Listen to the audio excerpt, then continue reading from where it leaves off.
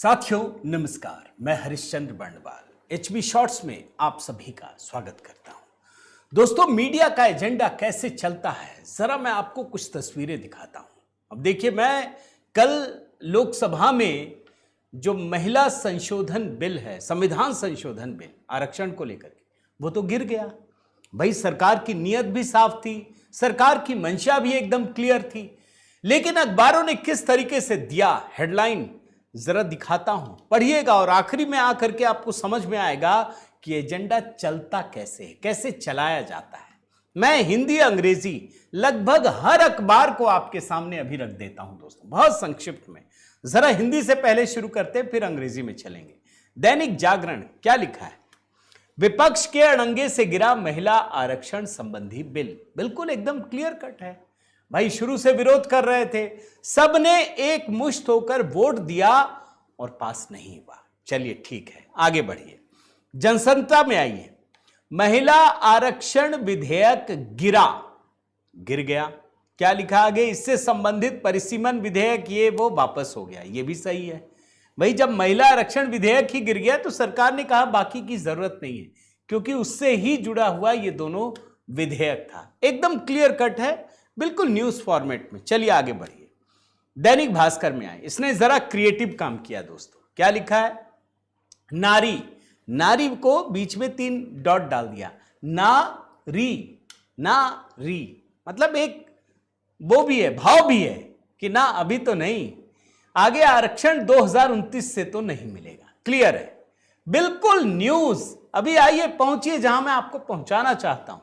Navbharat times में आइए, महिला कोटे से जुड़ा संविधान बिल गिरा, एकदम क्लियर। फिर आगे लिखा है, 2 अन्य विधेयकों पर वोट नहीं, विपक्ष के विरोध पर शाह ने कहा महिलाएं देख रही हैं रोड़ा कौन। और आगे फिर विपक्ष की भी बात रख दी, रखना भी चाहिए। विपक्ष ने कहा लोकतंत्र की जीत हुई, संविधान पर हमले को हराया। जो जिसने कहा लिख दिया। आगे बढ़िए, इंडियन एक्सप्रेस में आइए। अब अंग्रेजी में आता हूं। Opposition stands, women's bill falls. यह भी सही है कि ओपोजिशन, विपक्ष एकदम एक मुश्त खड़ा रहा और जो महिला आरक्षण बिल है वो गिर गया। सही है, कोई दिक्कत नहीं है मुझे दोस्तों।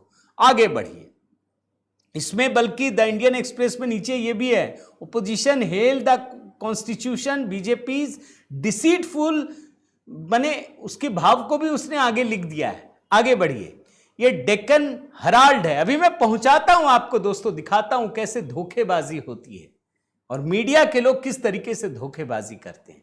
ये डेक्कन हेराल्ड है।